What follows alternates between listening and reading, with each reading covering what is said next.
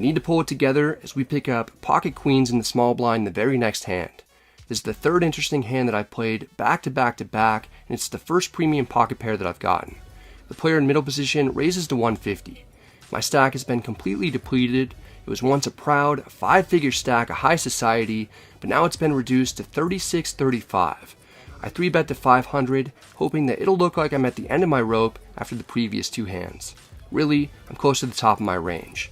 The initial pre-flop raiser asked to see how much I'm playing. I was going to add on for another 5 to 10,000, but I didn't have time since this is the very next hand I was dealt. Part of me wishes that I had a bigger stack since we've got a huge starting hand, but part of me is okay only having about 3,600 because it might be the perfect amount to induce a 4-bet shove from my opponent, either as a bluff with ace-4 or ace-5 suited, or with a hand that he might jam for value that we're actually beating, like jacks or 10s. Middle position player 4-bets to a smaller amount of 1,400 isn't going to stay that price for long. One. All in. Call. Show. Alright. The opponent shows pocket aces. I've run really well at Grayton over the course of my life, but it looks like that could be coming to an end as I might potentially lose my third all-in pot in 3 hands.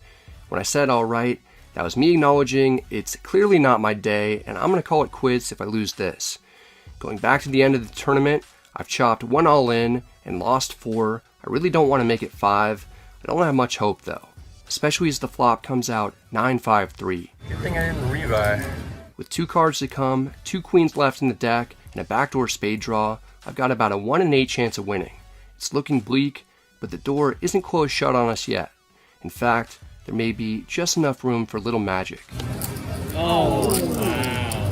Want to run twice? Bad thing I didn't rebuy. Want to run twice? No thanks, I'm okay. How much you got? This is 2. We drill a miracle 2-outer in a pot over $7,000 to get a full double up. I was feeling low and really ready to just head back to the hotel room stuck 10,000, but instead, some life gets pumped back into us. I'm still down 2,700, but I feel like I'm up 5K. Yeah, I absolutely got lucky, but I'm not going to squander the opportunity to remain in the game. I'm reinvigorated and ready to build on the momentum. Sometimes you can feel it when things are just beginning to go your way, and that's certainly the feeling that I've got right now. It's time for another bomb pot. Every player puts in $100 each. We're playing 7-handed at the moment. If we win, we'll have gotten all the way out of the $6,400 hole that we were in. We look down at pocket queens in the big blind. It's normally one of the worst times to pick up a premium pocket pair because, like I said earlier, 1 pair hands rarely win at showdown in bomb pots when there are so many opponents, so you typically have to improve to 2 pair or better. And we do. The dealer puts out Queen Queen 9 Rainbow. We flop quads with 700 in the middle and not a damn worry in the world. I've never had quads in a bomb pot before, certainly not during a high stakes session. The only concern of mine is how are we possibly going to get paid when we've got everything. Small blind checks. There's no way that we'll be betting when I'm second to act and all the queens are accounted for. I check, hoping someone will get out of line. No one bites, it checks around. The turn is the 8 of spades, at least putting a flush draw on the board and completing a possible straight. The small blind checks. I'm a patient guy. I can't let this check through again though. I make a small bet of 200 to get things going. I wouldn't be too surprised if this folds around. I actually think it's the most likely outcome. All hope isn't lost. Rob takes 2 black chips from his stack and calls in middle position. The hijack and cutoff fold. The button, who we've tangled with multiple times, is considering his options. I told you earlier he makes aggressive plays at strange times. This would be amazing if he raised here. I don't want to do anything that might tip him off that we've got the absolute nuts. Still, in my head I'm thinking, please do something wild. He comes through and raises to 1,100. This seems like a bluff since we've got all the queens. I don't know if he'd raise with a straight on this board, or maybe he has 9s full or 8s full. The small blind folds. I was originally thinking that I may not get any customers with my $200 bet. Now that I've gotten called and then raised, I'm thinking about the best way to stack 1 or maybe even 2 players. There's no reason to risk scaring anyone off. We don't need to re-raise for protection. I flat the 1,100. Rob can't justify calling for 900 more. He folds. It's down to heads up with a guy who I know is capable of taking huge risks if he sees an opportunity to win a pot.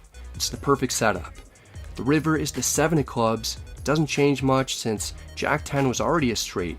The button has exactly 5,000 left in his stack. We have him covered. The pot is only 3,100, so it could be tough to get everything. I don't want to risk this checking through since it's highly likely that the opponent is bluffing and may shut down after I called his raise on the turn with another player behind me. I put out a fake blocker bet of 600 to appear as if I'm weak and trying to get to showdown cheaply. I've already seen multiple times today, including earlier in this hand, that the opponent has no aversion to raising. We just need him to take the bait here. If he has air like a missed flush draw, he may make a last-ditch effort to try and steal the pot after seeing a weak-looking bet. If he has a really strong hand like a full house, or possibly even a straight, he'll probably think that I have trick queens and he can raise for value. Almost no matter what he has, he'll feel some inclination to make it more.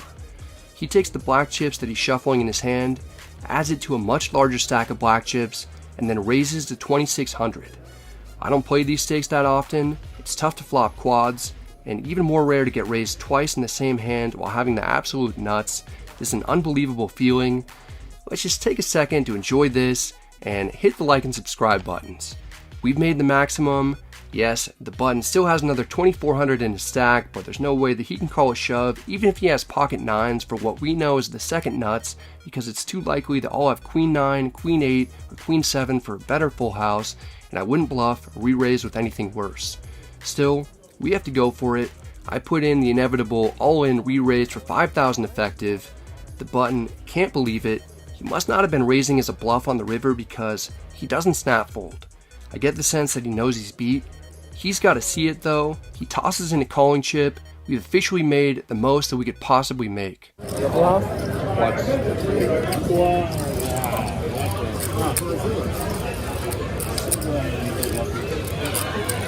We never find out what the opponent had. It must have been either Jack 10, pocket 9s, or pocket 8s. They're all pretty similar in this instance because they don't beat the hands that I'm representing. It's an insane $13,000 pot that comes our way. Earlier on, it seemed like I was destined to lose every chip that I had in front of me. I was stuck several $1,000s and a favorite to be down 10,000. We got some magic in two separate hands with pocket queens to now be up 6,000 on the session. The day is completely turned around. It isn't over either. Right away, I'm dealt pocket queens in the big blind. Under the gun +1, who's first to act, opens to 120. His range should be narrow. I have the third best hand, yet I still don't feel comfortable 3-betting over an early position raiser. He can call and put me in a ton of tough spots. He's a very good pro who knows that I don't normally play these stakes. I call, hoping that this approach doesn't backfire. The flop comes 8-3-3 with 2 hearts. It's about as safe as it gets without making a set. I check to the pre-flop raiser. He might have something. He down bets to 100. I don't want to scare him off if he has air. He could just be drawing to 3 or even fewer outs. I call the 100. The turn is the 7 of clubs. I'm glad it's an undercard to my high pair. I check. The opponent keeps the heat on. He bets 360. I've under-repped my hand by flatting pre-flop and on the flop. This has caused me to be flying somewhat blind. I'm probably ahead, but after facing 2 bets, I can't help but wonder if maybe I'm up against a better overpair or maybe even a full house. There's no way that I'm ever folding. I call. I could still be up against a hand like jacks, 10s, or 9s. The river is the jack of clubs. One of those hands we were previously beating is now crushing us. 10-9 suited also got there to make a straight. I check to either induce a bluff from missed hearts or keep the pot small in case I'm up against a better hand. No check back from the opponent. He bets 800. As soon as the bet hits the felt, I grab a chip to make the call. The player has one of the hands that I was hoping he'd have. He shows pocket 10s. I turn over the pocket queens. I have a hand that he definitely didn't think that I had. For him to go 3 streets of value, he must have thought that I had an 8 other than jack 8 suited. Under-repping my hand goes well for the most part. I win a decent pot in the first few minutes at the table. Although, given the exact hand that I was up against, I probably would have won more if I 3-bet or check raise flop. Pocket queens, under the gun +2. Under the gun +1 opens to 120. He's been playing pretty snug. I just flatted with queens pre-flop before when I faced an early position raise. Here I 3-bet to 400. This is going to look super strong. The under the gun straddler is named Ping. He's a great player and great guy. He's assessing the situation and appears to want to get involved in some way. If he called 4 bets after the first 2 players to act raise and 3-bet, he's only going to have hands like aces, kings, and ace-king. Maybe he doesn't even 4-bet ace-king or kings. He calls, which I'm happy to see. Under the gun +1 calls. We're going 3 ways to the flop. I haven't made any sets today in the big game. This would be a great time to hit one. I'm going to need your help to do so. On the count of 3, let's hit that like button for extra run good. Ready? 1, 2, 3. The flop is queen 3 deuce with 2 spades. We have top set and we're in position in a multi-way 3-bet pot while playing for huge amounts of money. I just want to trap this moment in a jar and come back to it when I'm feeling down because this is special for me. The opponent's check, I've got the best possible hand, and I even have backdoor spades to go with it. Now how do I extract the most value when opponents will probably have a lot of hands like middling pocket pairs? I bet 480 to keep one or both opponents in. Under the gun calls, he could have a hand like ace king or ace jack of spades. He could also have a hand like jacks. Under the gun +1 folds, it's heads up. Maybe I can get a clean run out this time. Nope. The dealer puts out the 7 of spades. Again, I flop the nuts and I get significantly downgraded in a large pot. 3/4 of the queens are accounted for, so a flush draw seemed like the most likely hand that I would have gotten called by on the flop, especially when the opponent called with another player left to act behind him. Under the gun checks, I doubt a hand like jacks or tens can call a second barrel, and I don't want to get check raised again. I check back, the river is the 6 of hearts, realistically doesn't change anything. Under the gun bet's 500, it's a tiny amount that looks a lot like a blocker bet. I don't get the sense that he's doing this with a flush. He's probably doing this to get to showdown with a hand like ace queen of hearts, maybe jacks or tens. There's a tiny chance that I can get extra value from one of those hands if I raise. It'll probably look bizarre after checking back turn, which could allow me to get called lighter. If I get re-raised, it'll be a disaster though. My instincts are telling me that I have the best hand and I can perhaps make a little extra profit by putting in additional money. I went with my instincts by value betting with the flush and the king-jack hand earlier, and I lost the absolute maximum. That hand swirling in the back of my mind, I have to forget about previous bad outcomes and try to make the best decision I can in the moment. I raised to 1700. The opponent has me beat, he might just ship it in my face. That's been happening to me a lot lately. That doesn't appear to be what's going to occur right now. The player thinks that I might have him beat, but he can't find a fold. He puts his calling chips in front of me as if to say, I know you have the winner. I flip over the set. I imagine it's best. I'm so happy because this win would get my stack up over the 17,000 mark. Ping throws the chips that he initially bet river with over my way too. I'm feeling great. Then I realized that he hasn't returned his cards to the dealer yet. I don't necessarily have the winner. You're not gonna slow roll me, are you? Ping is a class act and chose pocket king solely for the poker vlog. He didn't have to do that, and it isn't a common thing to do in high stakes, particularly after a large pot doesn't go your way. Ping had the king of spades, so the turn gave him a total of 10 outs. Luckily for us, he didn't hit one, and my raise on the river made me an extra $1,200. I'm only down about $2,800. It's been an incredible comeback session, and it isn't even close to over. Then we pick up pocket queens and hijack. There's a button straddle. The action's on the small blind first. He raises to 40. Big blind calls, and so does the under the gun player. I could go either way between calling and 3-betting since I imagine the small blind is going to have an extremely narrow opening range with 8 other players to act behind him and being guaranteed to be out of position for the entire hand. Ultimately, I go with a 3-bet to 225. The small blind is an action player, and he's made it clear that he's out to get some Bradley dollars. He makes the call. The big blind and under the gun players both fold. It's heads up in a pot that's already large. The dealer puts out 8-7 deuce with 2 diamonds. Small blind checks.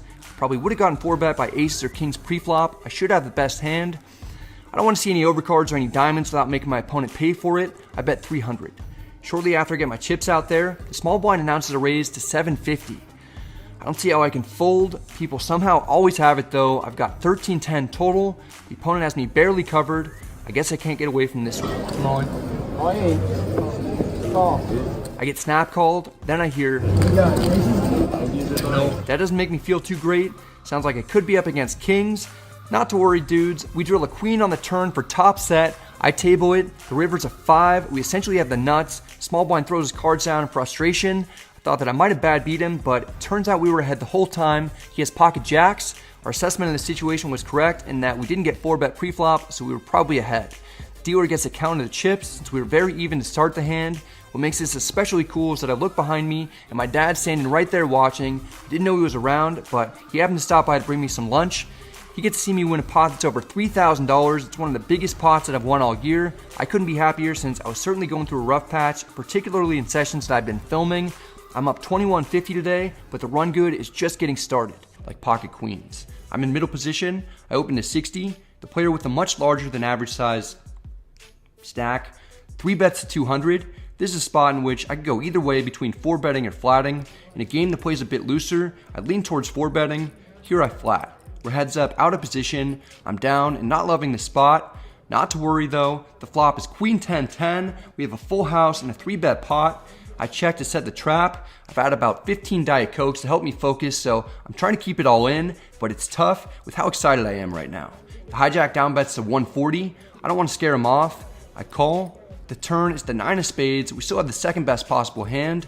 I check again. The opponent increases the sizing to 360. I have about 3,000 total in my stack. What I'm trying to figure out is how I can get all the money in the middle. I put in a small raise to 1,000. Maybe we can get it all in on this street. The opponent calls. Pot will be set up nicely for me to jam river for slightly less than 2,000. Jeff folds and gives me the nice hand pat on the table. I later tell him that I flopped a boat. Keith let me know that he had an ace jack of diamonds. We win a nice pot, but we're still stuck. Then we get pocket queens on the button. Under the gun limps in for 5. Under the gun +1, who won the previous hand, raises to 15. The player on my right in the cutoff calls. I have a strong hand, but I don't want to be going 4 or more ways to the flop. I want to narrow down the field. I put in the 3-bet to 65. Under the gun and under the gun +1 both fold. The autobiographer is not letting me win that easily. He calls. We're heads up in position. The dealer puts out queen 9-6 with 2 hearts. We have top set. The opponent checks. It's hard for him to have much on a board like this since I smashed it so hard, just like you should be doing to the like and subscribe buttons right now. I down bet to 50 to give the cutoff a chance to do something silly. The opponent calls very quickly. This is generally a good indicator that the player has a drawing hand. Given the fact that I have top set, it's extremely likely that's the case. The turn is the 10 of spades. It's an interesting card because 3 separate straight draws get there. I expect to see a check. Instead, the opponent bets 175. I have 365 total. I'm never folding. Time to let it ride. Come on in. Oh yeah. Oh yeah. Call. There was no hesitation from the cutoff. We may need some help on the river. The dealer puts out the 9 of diamonds. We make a full house. I jammed, so I have to show first. I turn over the queens proudly, thinking that I've got the winner, right? Well, you won't believe it. The other player turns over ace jack of hearts.